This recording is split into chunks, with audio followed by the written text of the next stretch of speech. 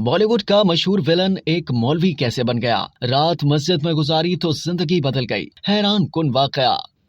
पाकिस्तान और भारतीय showbiz industry में अपनी सलाहियतों का लोहा मनवाने वाले कई मुसलमान फनकार शोबिस की चकाचौंध छोड़कर मजहबी राह अपना चुके हैं और अब वो इस्लामी तालीमात के मुताबिक अपनी जिंदगी बसर कर रहे हैं। ताहम इनमें बॉलीवुड के एक साबिक अदाकार भी शामिल हैं जिन्होंने न सिर्फ इस्लाम की खातिर शोबिस की दुनिया को अलविदा कहा बल्कि अपनी तमाम तर खिदमात इस्लामी तालीमात की तबलीग के लिए वक्फ कर दी। वो बॉलीवुड का एक मशहूर विलन बन चुका था जिसने अपनी पहली ही फिल्म में अदाकारी के ऐसे जौहर दिखाए कि फिर हकीकी जिंदगी में भी उसी किरदार के नाम से पहचाने जाने लगे। उस अदाकार का असल नाम तो आरिफ खान है लेकिन वो रॉकी के नाम से मशहूर हुआ। आरिफ खान ने बॉलीवुड सुपरस्टार अजय देवगन के साथ ही 1991 में रिलीज होने वाली उनकी पहली फिल्म फूल और कांटे से इंडस्ट्री में डेब्यू किया था जिसमें आरिफ खान ने विलन रॉकी का किरदार निभाया था। इस किरदार को इतना पसंद किया गया था कि आरिफ खान को इंडस्ट्री में सबसे बेहतरीन नौजवान विलन कहा जाने लगा। एक रिपोर्ट के मुताबिक 1 मई 1968 को मुंबई में पैदा होने वाले आरिफ खान के वालिद एक दर्जी थे। अदाकार ने अपने वालिद से सिलाई और डिजाइन का काम सीखा लेकिन फिर उन्होंने फिल्मी दुनिया में कदम रखने का फैसला किया जिसके लिए आरिफ खान ने मॉडलिंग का आगाज किया। इस दौरान फिल्म प्रोड्यूसर दिनेश पटेल की नजर उन पर पड़ी तो उन्होंने आरिफ को अपनी पहली फिल्म फूल और कांटे में विलन के किरदार की पेशकश कर दी। इस फिल्म में जहां अजय देवगन की बतौर हीरो इंडस्ट्री में एंट्री हुई वहीं आरिफ खान भी एक नए विलन के तौर पर उभर कर सामने आए। उन्हें फिल्म फेयर अवार्ड के लिए साल के बेहतरीन विलन के तौर पर नामजद भी किया गया था। फूल और कांटे की कामयाबी के बाद आरिफ खान के लिए फिल्मों की कतार लग गई। उन्होंने 1 दर्जन से ज्यादा फिल्मों में काम किया। आरिफ खान ने जिन मशहूर फिल्मों में बड़े बड़े सुपरस्टार्स के साथ अदाकारी के जौहर दिखाए उनमें फूल और कांटे के अलावा मोहरा,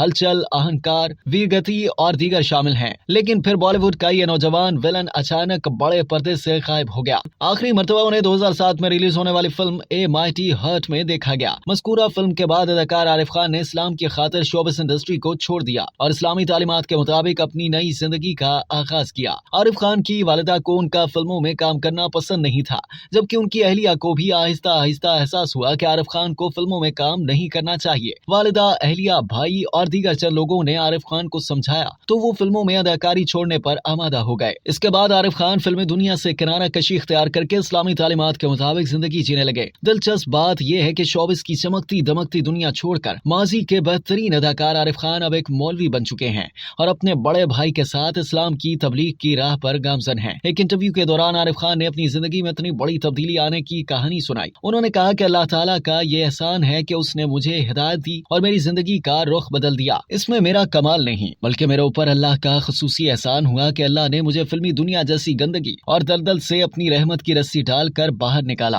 आरिफ खान ने बताया कि पहली फिल्म फूल और कांटे सुपर हिट साबित हुई।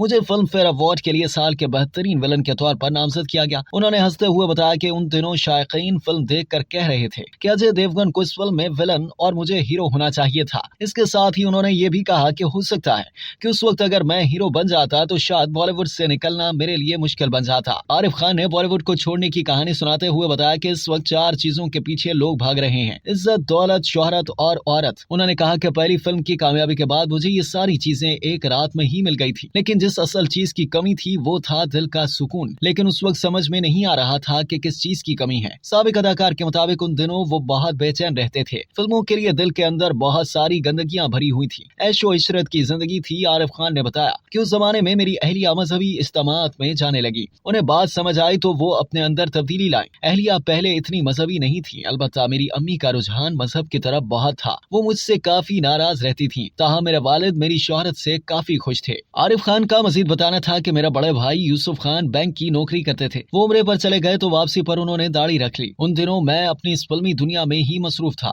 भाई के साथ दोस्ताना ताल्लुकात थे। मेरा अकाउंट वगैरह सब वही देखते थे। उन्होंने मजीद कहा कि भाई और अहलिया दोनों जब इस्लाम की दावत देने लगे तो मैं बहुत परेशान होता था। भाई ने बैंक की नौकरी भी छोड़ दी थी क्योंकि वो एक सूदी कारोबार था जिससे मजीद परेशानी होने लगी। फिर एक दिन भाई ने तबलीगी जमात के अमीर साहब को मुझे दावत देने के लिए भेजा। जब मैं शूटिंग के लिए जा रहा था तो उस शख्स ने सवाल किया कि बेटा मरना है या नहीं मरना, खबर में गाड़ी जाएगी या दाढ़ी। इस सवाल पर मुझे गुस्सा आया। मैंने गुस्से में उस बुजुर्ग को जवाब भी नहीं दिया कि कैसी बात कर रहे हैं, कब्र में गाड़ी कैसे जा सकती है। जवाब में उस शख्स ने मुझे कहा कि तो गाड़ी वाले जिंदगी के लिए वक्त जाया क्यों करते हो, दाढ़ी वाली जिंदगी अपनाओ जो जनाब रसूलुल्लाह सल्लल्लाहु अलैहि वसल्लम की जिंदगी है। आरिफ खान ने बताया कि उस बात पर मैं बहुत सोचने लगा कि ये बंदा क्या कहकर चला गया। मेरे जहन में वही बात घूम रही थी। इसके बाद मेरा दिल नर्म हो गया। ये मेरी जिंदगी का टर्निंग पॉइंट था। फिर एक दिन तबलीगी जमात की जानिब से मदऊ किया गया कि इंग्लैंड से आई हुई जमात के लोग मुझसे मिलना चाहते हैं। जब उनके मरकज में गया तो कुछ लड़कों ने मुझसे ऑटोग्राफ लिया। फिर खाना खाने के बाद मरकज के इमाम के कहने पर एक रात मस्जिद में रुक गया। साबिक बॉलीवुड अदाकार ने बताया कि तहज्जुद की नमाज के दौरान पहली सफ वाले साथी रो रहे थे। उनका रोना सुनकर मुझे डर सा महसूस हो रहा था। रोने की वजह दरियाफ्त करने पर मुझे बताया गया कि ये सारी इंसानियत और मुसलमानों के लिए रो रहे हैं। ऐसे ही हुजूर पाक सल्लल्लाहु अलैहि वसल्लम और सहाबा किराम रोया करते थे। आरिफ खान ने बताया कि उसके बाद मुझे चंद मजीद बातें बताई गईं। फिर मैं उठा और वुजू करके 2 रकात नमाज पढ़ी और अल्लाह से दुआ मांगी कि मैं तो गुनहगार हूँ, लेकिन अगर ये लोग और इनका रोना सच्चा है तो मुझे हिदायत दे और इनके साथ जोड़ दे। नमाज के बाद मैं सो गया और फजर के वक्त जब आंख खुली तो ऐसा महसूस हुआ कि मैं मक्का या मदीना में आ गया हूँ। जो जिंदगी में सुकून नहीं था, अल्लाह ने उस मस्जिद की चटाई पर दे दिया और उस नींद ने मेरी जिंदगी को बदल दिया।